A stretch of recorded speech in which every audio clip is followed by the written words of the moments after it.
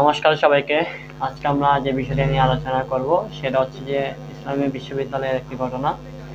আপনারা অবশ্যই অবগত আছেন, গত 5ই আগস্ট বাংলাদেশে গণ অভ্যুত্থান দিবস ছিল এবং সেই উপলক্ষে বিভিন্ন জায়গায় বিভিন্ন রকমের অনুষ্ঠান আয়োজন করা হয়।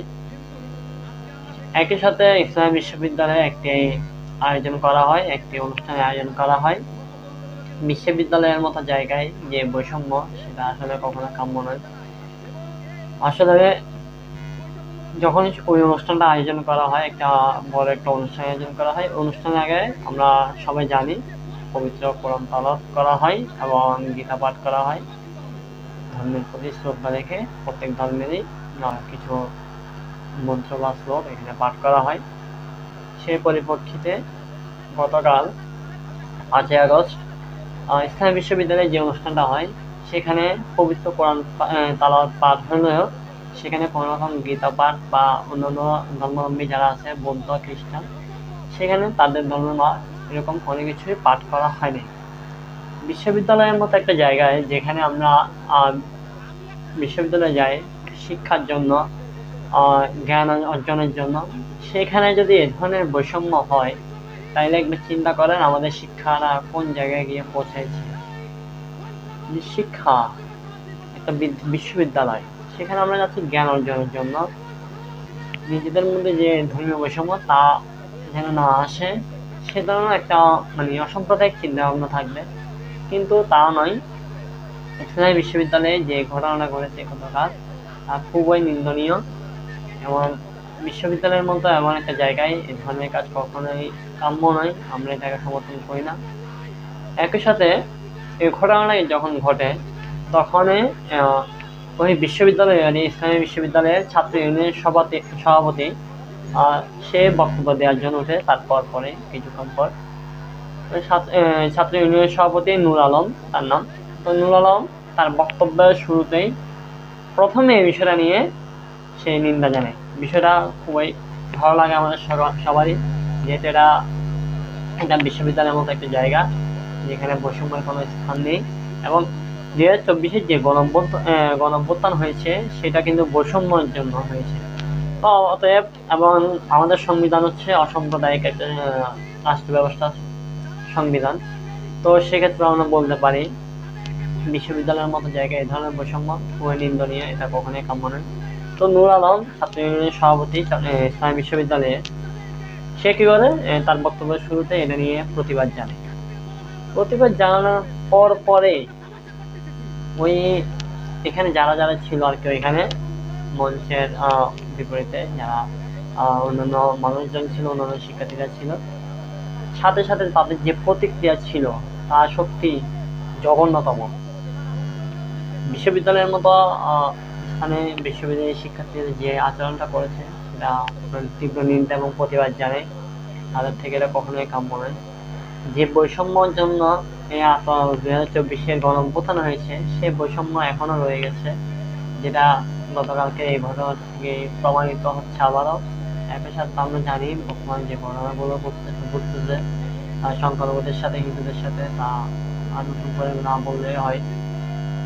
তো নূর আলম যখন এটা প্রতিবাদ করে, সাথে সাথে সেখানে মঞ্চের অনেকে এটা নিয়ে তাকে ভুয়া ভুয়া বলে স্লোগান দিতে থাকে, যেটা খুবই খারাপ লেগেছে। কিন্তু নূর আলম তার বক্তব্য কিন্তু থামায় নাই, তার বক্তব্য চালিয়ে গেছে, কিন্তু তার বক্তব্যটা সে যেন দীর্ঘায়িত না করে, যে বক্তব্য দিতে না পারে, সেজন্য তাকে বারবার বাধাও দেওয়া হচ্ছিল, কিন্তু সে সবকিছু উপেক্ষা করে সে কিন্তু বক্তব্য চালিয়ে গেছে। বিস্তারিত আপনারা ভিডিওতে দেখবেন কি হয়েছে, সেটা আপনি ভিডিও দেখলে আর ক্লিয়ার হবেন। কিন্তু বিশ্ববিদ্যালয়ের মতো জায়গায় এই ধরনের ঘটনা আমরা তীব্র নিন্দা এবং প্রতিবাদ জানাই। একই সাথে বিশ্ববিদ্যালয়ের মতো জায়গায় এই ধরনের বৈষম্য যেন না হয়, সেদিকে প্রত্যেকটা বিশ্ববিদ্যালয়ের বিষয়গুলো সম্পর্কে যেন বিশ্ববিদ্যালয়ের প্রশাসন যেন এটা নিয়ে ভালোভাবে তদারকি করে এবং ভালোভাবে নজর রাখে, সেই জন্য আমরা অনুরোধ জানাচ্ছি। সকল ধর্মে আমরা যদি বলি, আমাদের এই বাংলাদেশ সংবিধান অসাম্প্রদায়িকতার কথা বলে, আমরা অসাম্প্রদায়িকতায় বিশ্বাসী, সাম্প্রদায়িকতায় আমরা কখনোই এটা বিশ্বাস করি না। আমরা আমার মনের প্রাণে অসাম্প্রদায়িকতাকে আমরা মনের প্রাণে ধারণ করি, আমরা এবং অসাম্প্রদায়িক দেশ নির্মাণের চেষ্টা করে যাচ্ছি। এবং যে বৈষম্য, সাম্প্রদায়িক বৈষম্য, সেই বৈষম্যের বিরুদ্ধে কিন্তু 2024-এর জুলাই অভ্যুত্থান হয়েছে। অতএব এই বৈষম্য দূর করতে হবে, অন্যথায় দেশের কি হবে সেটা আপনারা নিজেরাই দেখতেছেন। দেশের খুব খারাপ অবস্থা। বৈষম্য দূর করতে হবে। যে বৈষম্যের জন্য আন্দোলন হয়েছে, সংগ্রাম হয়েছে, সেই বৈষম্য যদি দূর করা না যেতে পারে তাহলে 2024-এর যে গণ অভ্যুত্থান তা অবশ্যই বৃথা বলে আমরা আখ্যায়িত করতে পারি। তো চলুন আমরা বিস্তারিত ভিডিওটা দেখি। আমি বক্তব্যের শুরুতে একটি বিষয় দৃষ্টি আকর্ষণ করছি। আপনারা সকলেই জানেন আমরা ইসলামী বিশ্ববিদ্যালয়ে শুধু মুসলিম শিক্ষার্থীরা পড়াশোনা করি না, এখানে আমাদের সাথে হিন্দু, বৌদ্ধ, খ্রিস্টান, ক্ষুদ্র নিগোষ্ঠী সহ সকল সহপাঠীরা আছে। কিন্তু আজকে আমরা দেখলাম এই মঞ্চে শুধুমাত্র পবিত্র কুরআন থেকে তেলাওয়াত করা হয়েছে, বাকি ধর্মগ্রন্থগুলোকে উচ্চ করা হয়েছে। আমরা এর তীব্র নিন্দা ও প্রতিবাদ জানাই এবং এই বৈষম্যমূলক সিদ্ধান্তকে ঘৃণাভাবে প্রত্যাখ্যান করছি। আপনারা এই বৈষম্যহীন সমাজে সবচেয়ে বড় বৈষম্য করলেন আজকে, আপনাদের এর জন্য উপযুক্ত জবাব দিতে হবে।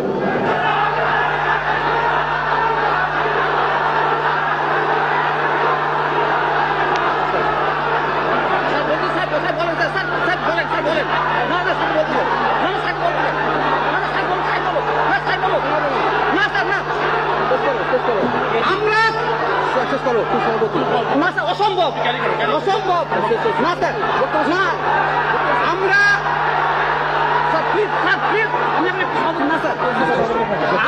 আমি একটা সময় সভাপতি, আপনি যদি আমার কণ্ঠকে রোধ করতে চান, আপনি যদি বৈষম্যহীন সমাজে আমার কণ্ঠকে রোধ করতে চান, তাহলে এই কণ্ঠ রোধ করার জন্য আপনাকে জবাবদিহি করতে হবে। আপনি আমার কণ্ঠকে রোধ করতে পারেন না। আপনার যেমন কথা বলার অধিকার আছে, আমার তেমন কথা বলার অধিকার আছে।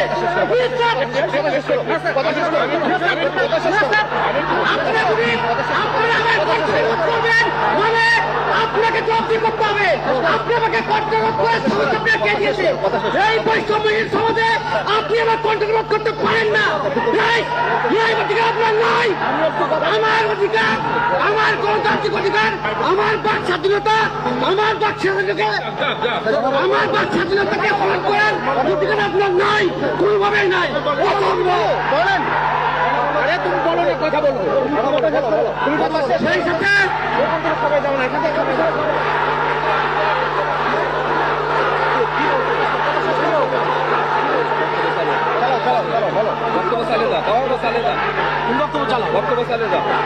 তুমি ডিফেন্স দিও না, তুমি কথা বলো। আমাদের এই স্বাধীন বাংলাদেশে কোনো ধরনের বৈষম্যের ঠাঁই আমরা দেবো না। সেই সাথে আমি আরেকটা বিষয় লক্ষ্য করেছি, যারা এখানকার মেন স্টেক হোল্ডার শিক্ষার্থীরা, তাদেরকে বলে দেওয়া হয় আপনার 2 মিনিট বক্তব্য দেবেন। যারা এখানকার কোনো স্টেক হোল্ডার না, যাদেরকে আন্দোলনের সময় সার্চ লাইট দিয়ে খুঁজে পাওয়া যায়নি, তাদেরকে হাজার দেওয়া হয়েছে। কিন্তু আমাদের শিক্ষার্থীদের বলা হয় আপনার 2 মিনিটের বক্তব্য দেবেন। এখানে আমরা তামাশা করতে এসেছি। আচ্ছা, তুমি শেষ করো। সহযোগিতা বন্ধুগণ, ধন্যবাদ জানিয়ে শেষ করো। আমার বক্তব্য শুরুই হয়নি।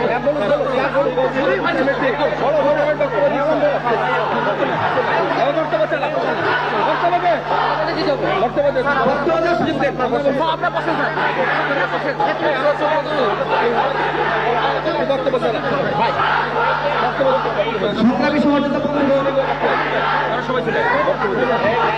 প্রথমে শ্রদ্ধা করে স্মরণ করছি ব্রিটিশ বিরোধী আন্দোলন থেকে শুরু করে 1952 সালের ভাষা আন্দোলন, 1965 শিক্ষা আন্দোলন, 1969 গণ অভ্যুত্থান, 1971 মহান মুক্তিযুদ্ধ এবং সর্বশেষ 2024 জুলাই আগস্ট অভ্যুত্থানে যারা নিজেদের আত্মত্যাগের বিনিময়ে আমাদেরকে একটি বৈষম্যহীন সমাজ, একটি স্বাধীন সার্বভৌম রাষ্ট্র এনে দিয়েছেন, আমরা তাদেরকে স্মরণ করছি।